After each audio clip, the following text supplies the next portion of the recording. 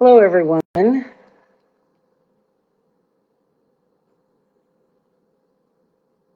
Signing in a little bit early.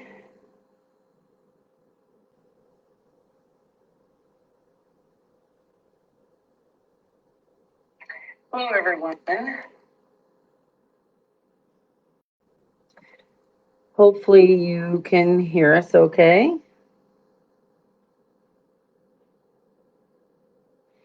We've been technologically challenged today, so hopefully, everything goes very well this evening for our special uh, reading from the book Searching for the Snow Leopard, Guardian of the High Mountains.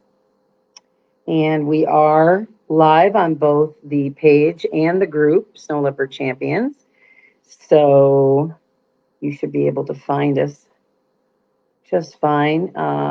Put in the comments if you're having trouble with the sound, but I just tested it and it sounded fine to me.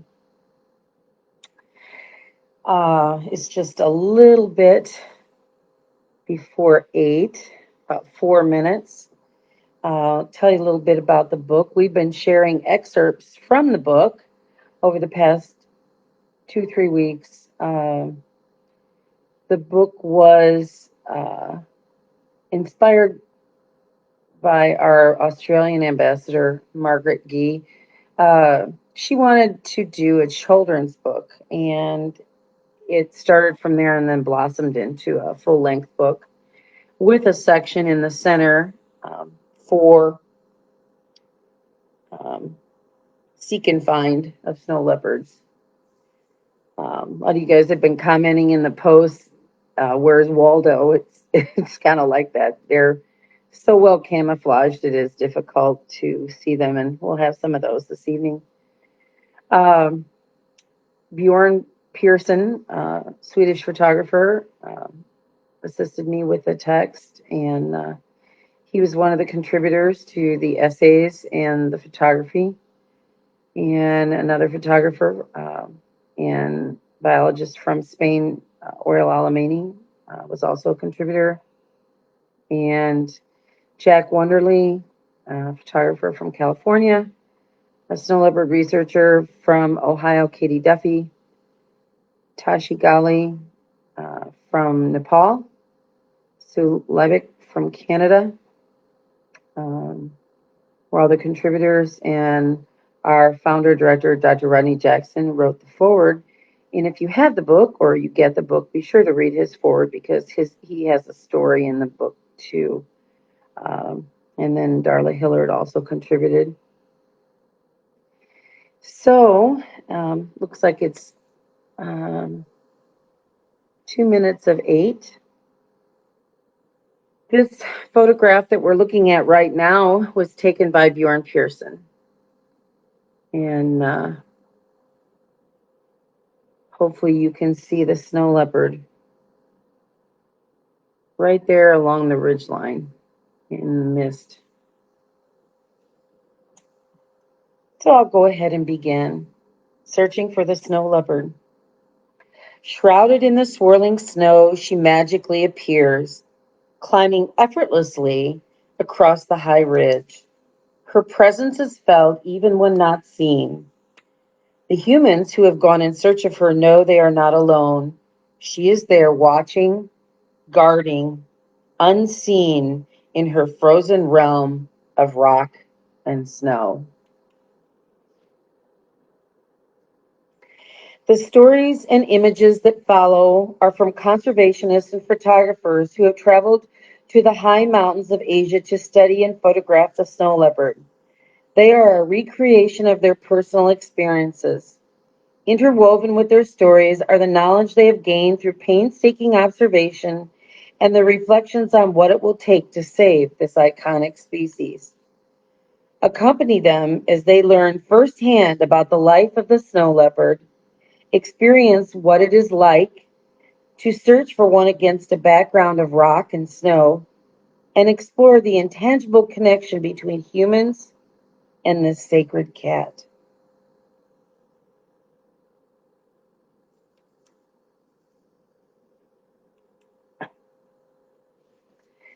The high altitude and rugged terrain might seem enough to dissuade most who yearn to see a snow leopard in the wild.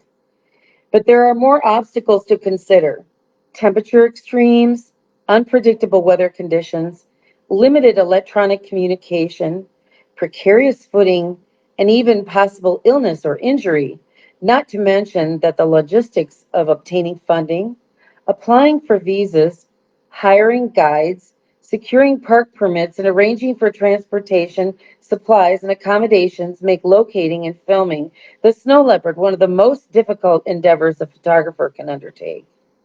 But the rewards more than outweigh the difficulties. To locate and photograph this elusive predator in the wild is the ultimate accomplishment.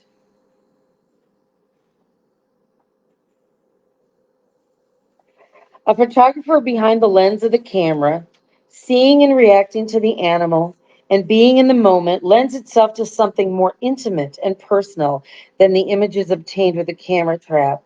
Knowing the photographer was actually in the presence of a snow leopard gives a context to the image that the remote camera cannot. Can you all spot the snow leopard in the center of the right-hand photograph? Right in the middle.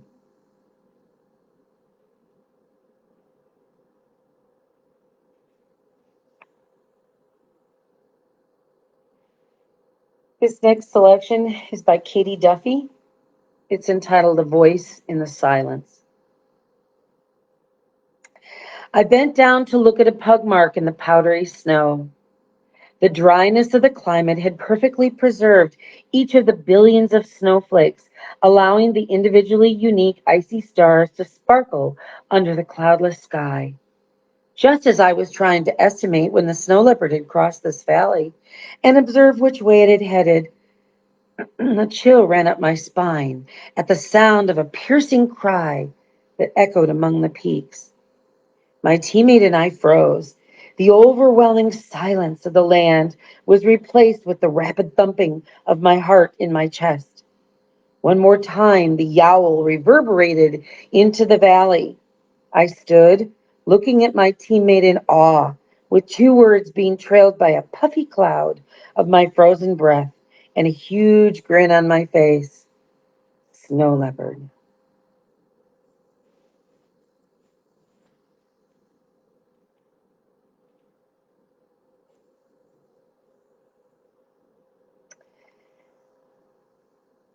This section that this photo begins is called The Real Thing.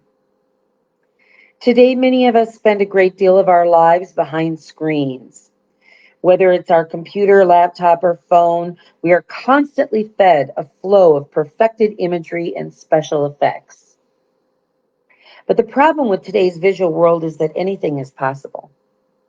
It doesn't matter if we want to see a close-up of the Titanic at the bottom of the sea, a remote tribe in the Amazon, or the sun rising over Mount Everest. It's all there, just a click away on our electronic device. We are becoming visually spoiled. Nature documentaries feed us great close-ups of rare cats hunting and walking on sunlit ridges, with beautiful music playing in the background. They're often better than reality. Because of this, hardly anything surprises us anymore. But trekking for snow leopards is a unique experience that's hard to match. Nothing can compare to seeing a snow leopard in its natural habitat.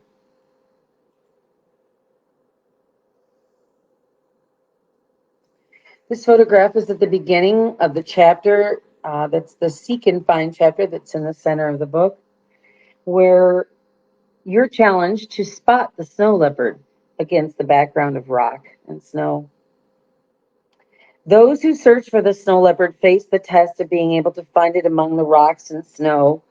But before you set off on your quest, mentally don your down-filled jacket, pull on your sturdy mountain climbing boots, secure your binoculars and camera with its high-powered lens to your pack, and carefully begin to make your way up the side of the mountain. Once you've found a safe vantage point, settle in for a long, cold day of silently scanning the snowfields, that blanket the rocky face of the mountain that rises perhaps 1,000 feet or more in front of you across a deep, boulder-strewn gorge. Wait, did that shadow move? Quickly and as quietly as you can, pull your binoculars from your pack, calm your breathing, steady yourself, and after wiping the wind and emotion driven tears from your eyes, focus on that spot where there was movement. And with a bit of luck, you'll find it. Do you all see her in the center?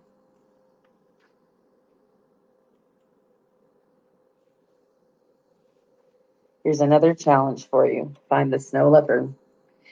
Finding a snow leopard is as difficult visually as it is physically.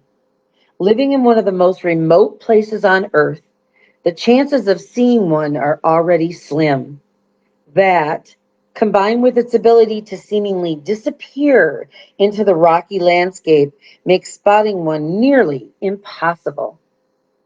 You all see her? How about there? Now do you see her?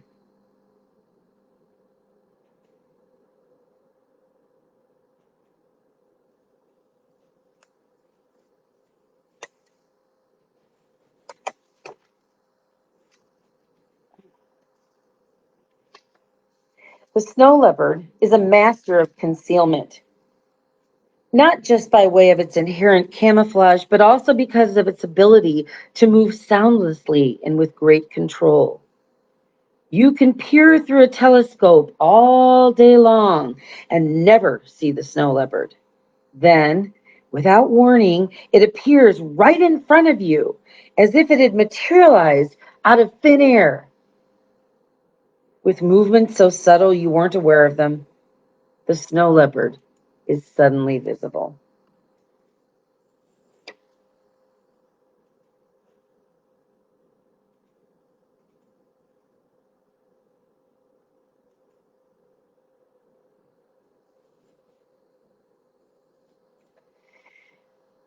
This next selection we shared earlier today, but I wanted to make sure that everyone had a chance to hear it. It was written by Oriol Alamany and his wife Eulalia. It's called Watching from Afar. The alarm clock rang at 7 o'clock in the morning, and after getting out of my sleeping bag, I paused to look at the thermometer outside of the window of my room. 7 degrees. Following a quick breakfast, my wife Eulalia, our guide, and I went up the mountain to survey over the small village that constituted our base in this area of the Himalayas. Halfway up, one of the local trackers who had left early in the morning appeared. From a distance, he signaled that we should hurry. They had located a snow leopard. Accelerating the pace when you are at 14,000 feet is difficult. Although we had been in the mountains for several days, our bodies still suffered from the lack of oxygen in the air. But after an hour's walk, we came to the ridge of the mountain. The trackers had located a female with 2 cubs, a family that they hadn't seen for a month. Without time to catch my breath, I mounted the tripod and installed my 500 millimeter telephoto lens. But where were the leopards? An immense rocky canyon stretched out before us at such a great distance. Locating the exact spot was very difficult. At last, the tracker, Tenzin, took my telephoto lens and pointed it at a ledge in the middle of the opposite wall of the valley. And there was a bundle of fur that turned out to be a mother cuddling her 2 cubs to protect them from the cold.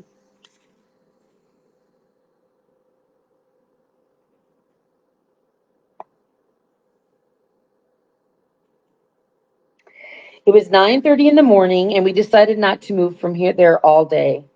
As the hours went by, the sun shining on the ledge caused the leopards to move apart, and we could see them better. But they still did nothing but sleep and sleep while we froze on the top of the ridge. A sip of hot milk tea brought from the village in a thermos becomes a real luxury in those conditions. The hours passed while the leopards slept, oblivious to the interest they had aroused. We enjoyed a golden eagle that was carrying branches to build a new nest, some Himalayan vultures that flew past, and the imposing lammergeier, also known as the bearded vulture. At nightfall, after 9 ice-cold hours of observation, the felines finally sat up and began to groom themselves, an obvious sign of the beginning of activity. Suddenly, the mother began to walk up the rocky path, followed joyfully by her 2 cubs. The way was difficult. They had to climb the rocky cliff to access the high plateau that extended above it. We were amazed by the power of the mother snow leopard as she climbed the vertical rocks with just a few jumps, and the attempts of the little ones trying to climb and falling while following their mother made us laugh. It was 25 minutes of climbing rocks until they reached the top of the cliff. There, the walk was easier for them. The family went toward the crest where it was possible they would be silhouetted against the background of the snow of the mountains. I hope so, I thought, while I followed them through the viewfinder of my camera in the dimness of twilight. Oops. Finally, the mother appeared on the ridge, and I pressed the shutter. It was the last shot of the camera, the last photograph of the day. From a great distance, yes, but watching the natural behavior of snow leopards for hours without interfering in it had been a privilege and a tremendously rewarding experience. The next selection was written by Bjorn Persson, called The Photographer, the Snow Leopard, and the Mountains. After days of waiting and contemplation, we finally spotted a snow leopard passing by on a remote top. Seeing the mysterious ghost of the Himalayas was an unforgettable experience in and of itself, but I wanted more. Somehow I felt this was the day I'd been waiting for my whole life. When the snow leopard finally disappeared over the ridge, I asked the guide if it was a good idea to trek to the other side of the mountain. He said no. It was already getting dark, and most likely the big cat would be gone by now. But the voice in my heart told me otherwise. I decided to get to the other side on my own. Deeply concerned, he explained that it was at my own risk, but before he'd even finished his sentence, I was gone. 1 hour later, and after a steep, strenuous climb up the mountainside, I lay down on the ridge to wait. Below me was a valley with some blue sheep grazing. Through my binoculars, I studied the terrain but couldn't see a thing. The sun was going down, and my whole body was shivering from the icy wind sweeping through the gorge. Another 30 minutes went by, nothing. I was just about to give up when I realized that the blue sheep had frozen in their positions. Their ears pointed straight up, and they were all looking in the same direction. My heart started pounding. I still couldn't see anything, but now I knew it was there. Suddenly, a big dust cloud appeared before my eyes, and out came the snow leopard. He was pursuing the sheep, and in blind panic, they started running up the hill straight toward me. Some of them passed so close they almost trampled me. The hunt was over in seconds, and when the leopard realized it wasn't his lucky day, he stopped and started to make his way up the mountain in front of me.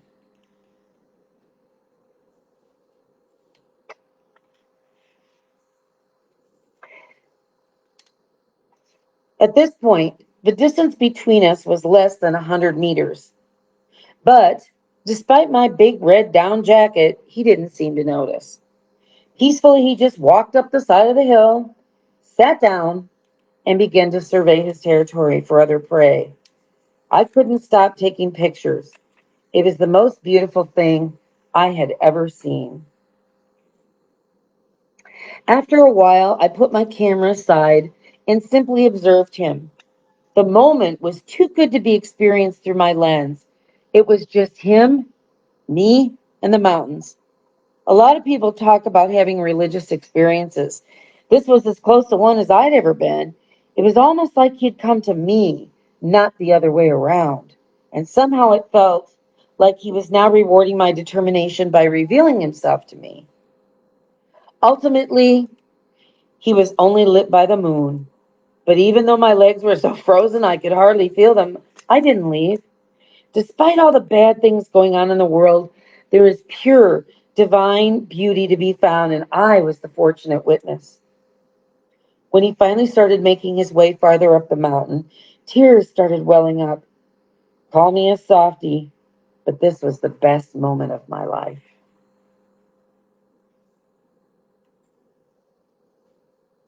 The next selection was written by Oriol Alamany and his wife, Eulalia, and it's entitled A Day with a Special Family. Can you spot the two snow leopards? I have to tell you a funny story about this photo.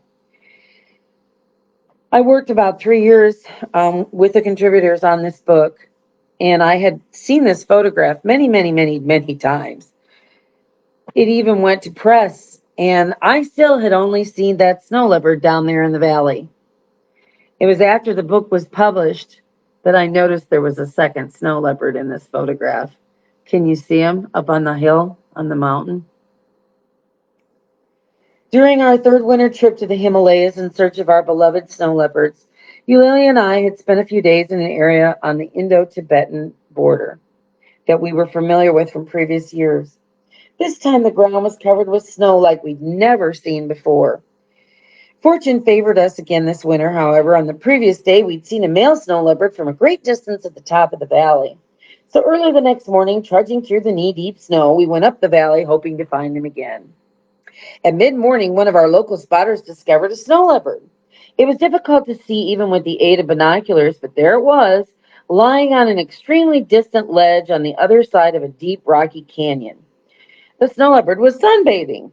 Although the day was clear at an altitude of 4,400 meters or 14,400 feet, the temperature was only around 10 degrees Fahrenheit. But it wasn't the male from the previous day. We were surprised to discover not one, but three snow leopards. From time to time, the other two, which were hidden from view behind the rocks, would raise their heads. Remarkably, the group turned out to be the mother and the two cubs that we had observed in the same place the winter before. Our local partners had lost track of them for many weeks and had had no news of their whereabouts. But there they were again, the snow leopard accompanied by her cubs, which were already as big as their mother. Rarely have I been so happy to encounter a particular wild animal, and what a joy it was to acknowledge this mother's accomplishment. While living in extreme conditions, she had successfully seen her cubs, who were now about 21 months old, through another year.